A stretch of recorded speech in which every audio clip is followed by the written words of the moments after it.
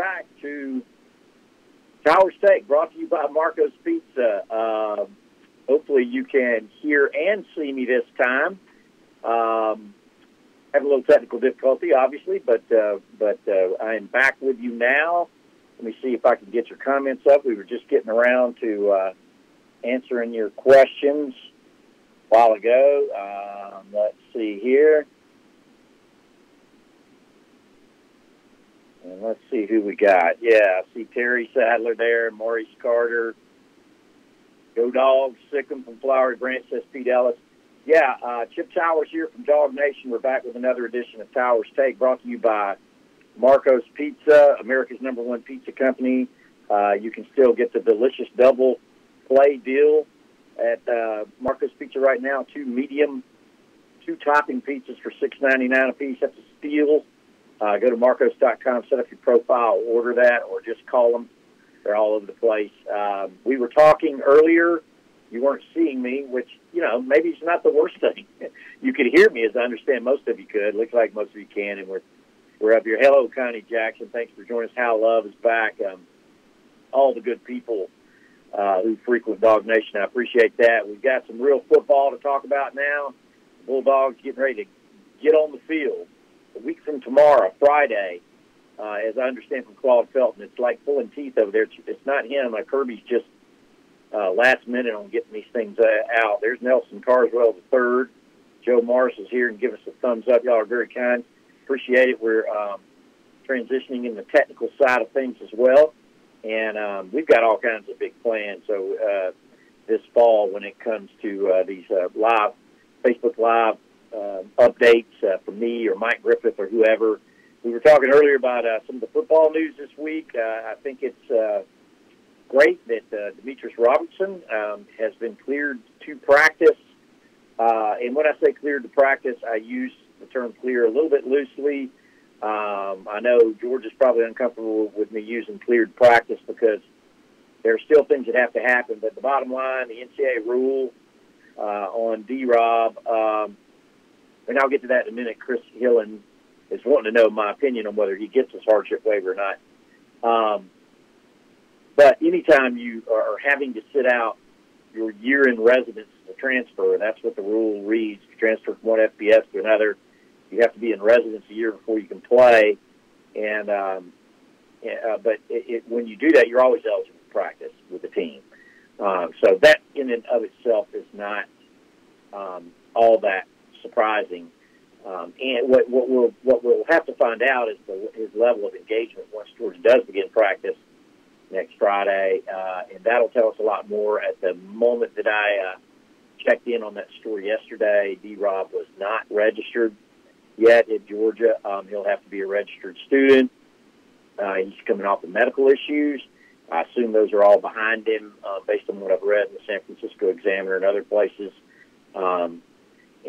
So really it's just a matter of that. He's got to make sure that all these academic I's and T's are dotted and crossed to be able to attend classes at Georgia. I imagine that's still a work in progress. All that has to happen.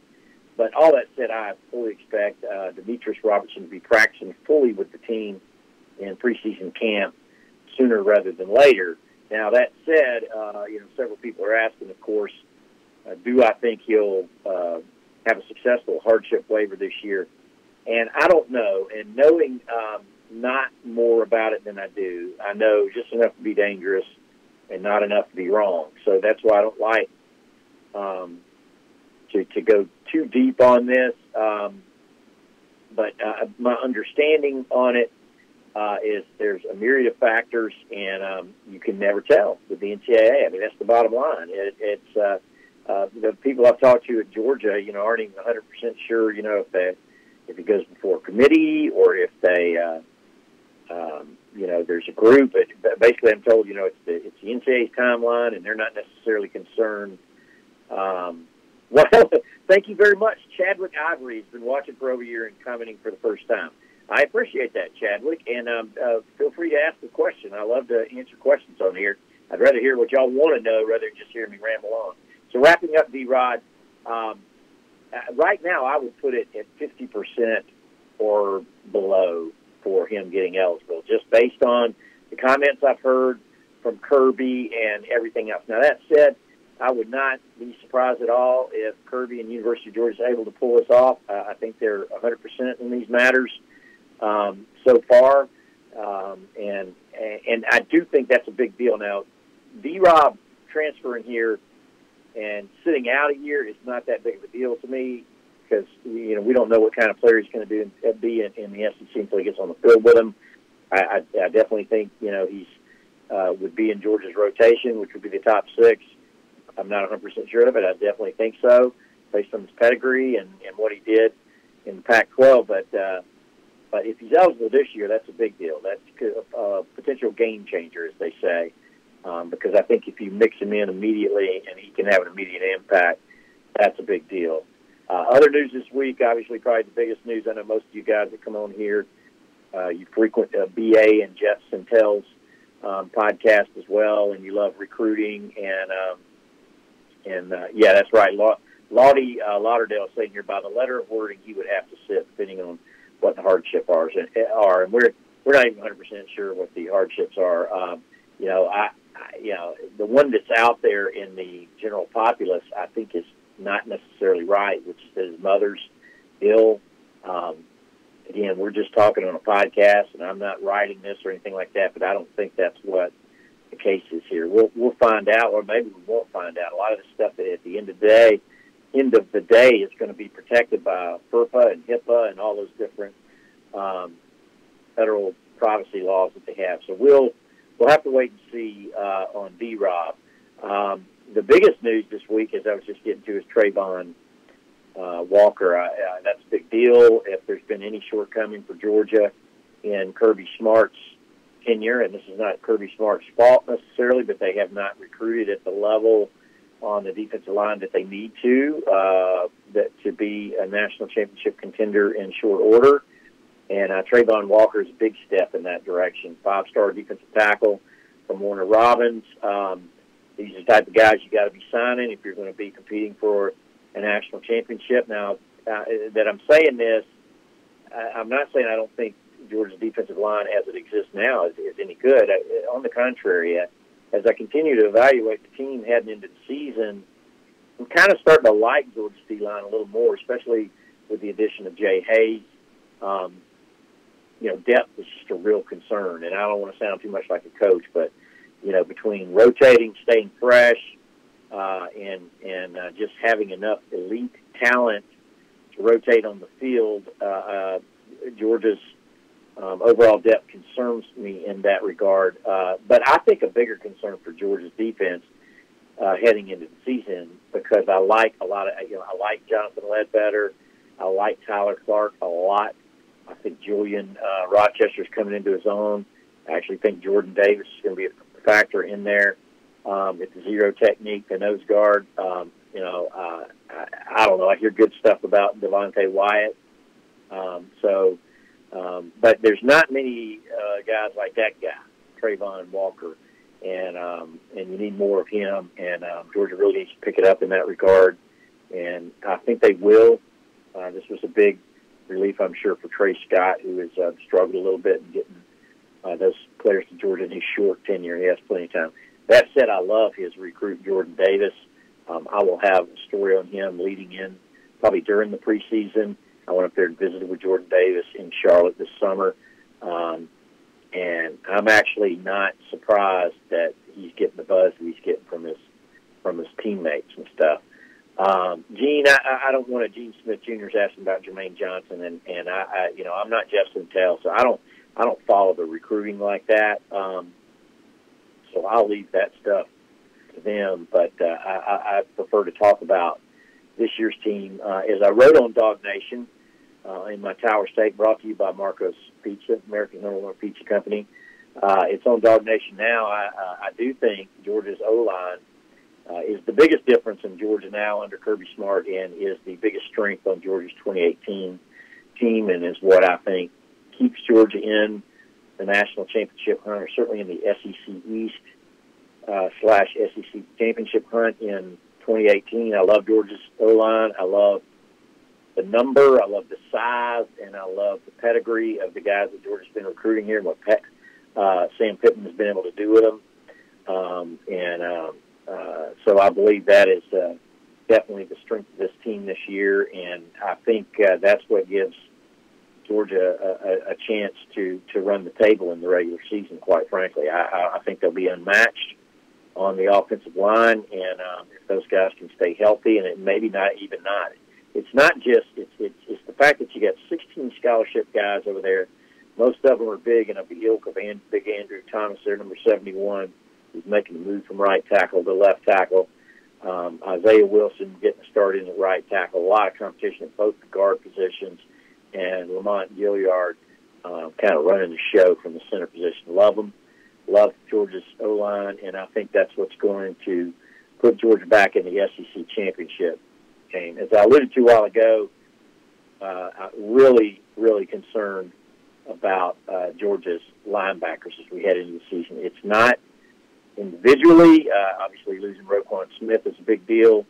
Well, happy birthday, Sandra Taylor. But it's the number. You know, all four of those positions are having to be revamped. I mean, I think Natrez Patrick is going to be in the fold, obviously. I just don't know when. And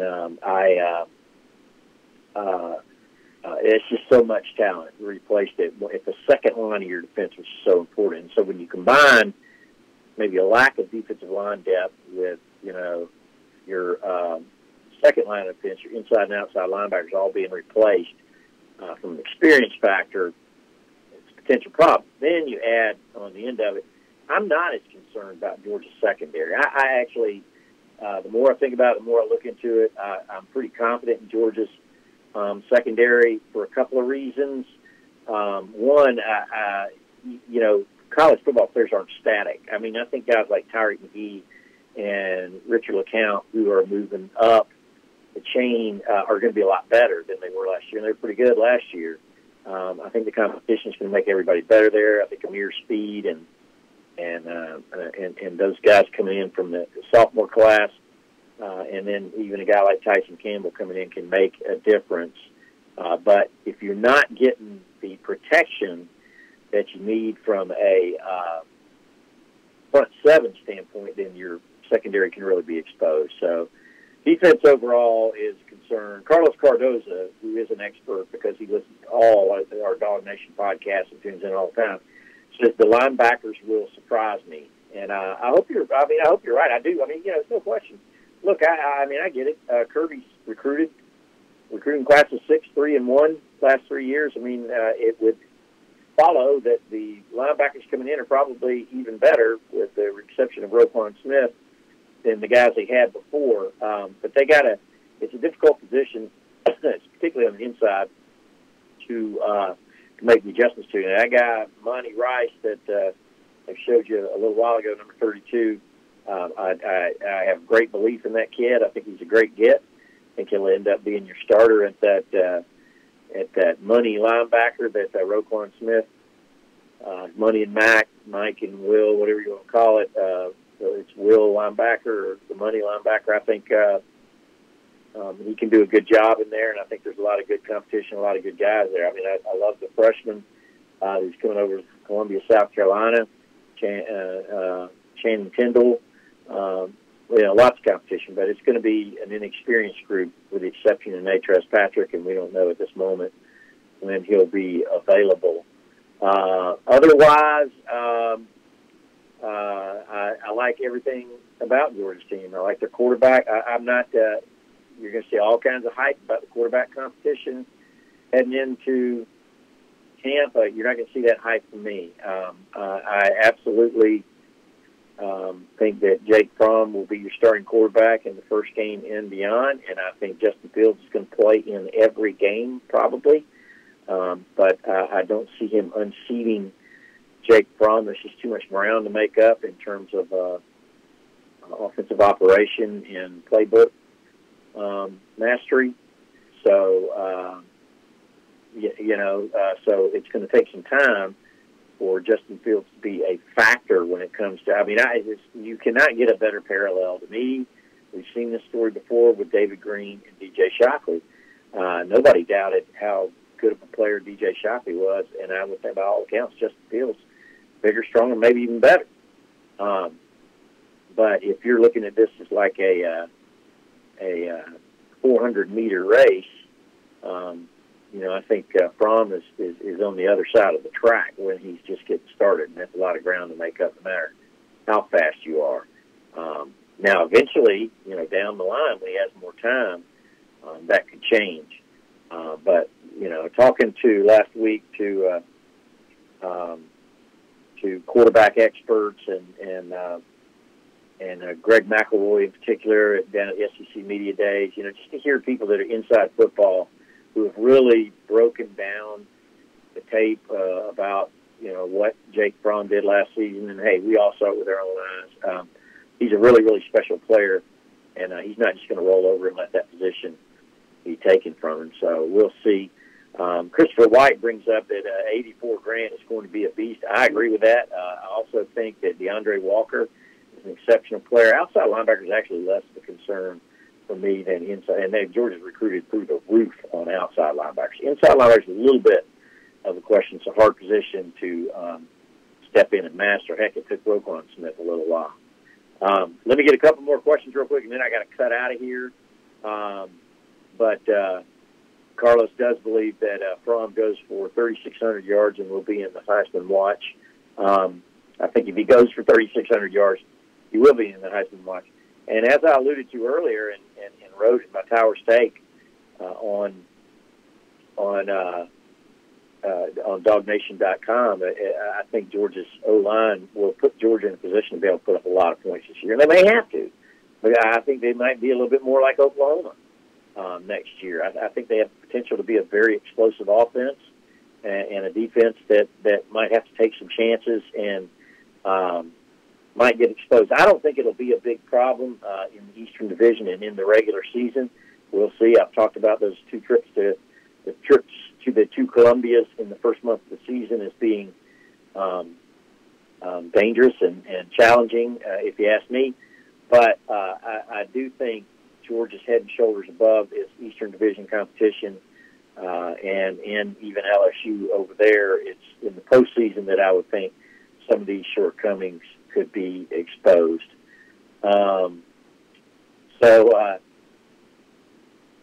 Let me get one or two more questions here. Yeah, don't sleep on the Bush kid from Texas. Rod Williams says, I won't. I promise I won't. A lot of questions about Zeus. Zeus is in great shape, y'all. I would imagine that you'll see Zamir White going full speed at the beginning of camp. Whether they continue to hold him out in contact, I imagine they will. Those first couple of things. But I tell you what, if you decide to come to Fan Day on Saturday at Sanford Stadium, I think you'll get to see that big number 3 running full speed with the team, because they're not going to be in pads on that first day, and so there shouldn't be any limitations on them. And I think Georgia will probably be glad to show him off to the fan base. Let me see some thumbs up if you're planning to go to Fan Day Saturday. I hate it for John and Matt Stinchcomb. They're doing their traditional kickoff thing, which is now moved down to the College Football Hall of Fame. I think they're doing that on Saturday, too. So there could be a little bit of a pool within Bulldog Nation as to what event to go for. Of course, the Stinchcomb brothers have put that together on their own to benefit the Transplant Foundation in Children's Healthcare of Atlanta years ago, and it's kind of gotten moved around lately, and it looks like there's going to be a conflict on Saturday. There you are. Greg Prolago is here, y'all. He finally made it. It's a good deal. I have got to wrap it up here because I have to go get my son at tennis practice. I want to thank all you guys hanging out with me tonight. I apologize for a little bit of the technical issues. We're still working on it. We were going to. Bill Kibbe wants to bet me money he will not play in Game 1. You know what? I wouldn't bet you on that because I know Georgia should have enough at the position that they're not going to risk anything with Zamir White. But I do think he's remarkably recovered and will be able to practice full out with the Bulldogs. Question will just be contact limitations. Marco's Pizza is America's #1 pizza company. They sponsor this show. That's one of the reasons why. They do a lot of sponsorship on the DawgNation platforms, and we thank them very much for that. Mr. Gian Marcos, wonderful personal story if you've never read it. He was on with Brandon Adams one time. Go back and look that up and read about it. You can get 2 medium, 2 topping pizzas. We call it the Delicious Double Play. Right now at Marco's Pizza, just $6.99 each. Y'all be sure and give them a call and tell them that you saw them on DawgNation, if you don't mind, and set up your profile with them. You can just a couple of clicks and you'll have a pizza at your door before you know it. Thank you, Patrick Harris. Thank you, Hal Love. Again, apologies for any technical difficulties we may have encountered tonight. We're getting them worked out. We're in preseason mode, too, and we'll be there for the Georgia Bulldogs every step of the way. For Michael Carvel back in the studio in Atlanta, and for all the guys on the DawgNation team, including Brandon Adams, who is, I'm sure, is sipping a daiquiri on a tropical beach somewhere. For all those guys, thank you for hanging out on DawgNation. We'll continue to bring you the best coverage on the University of Georgia all season and in the preseason as well.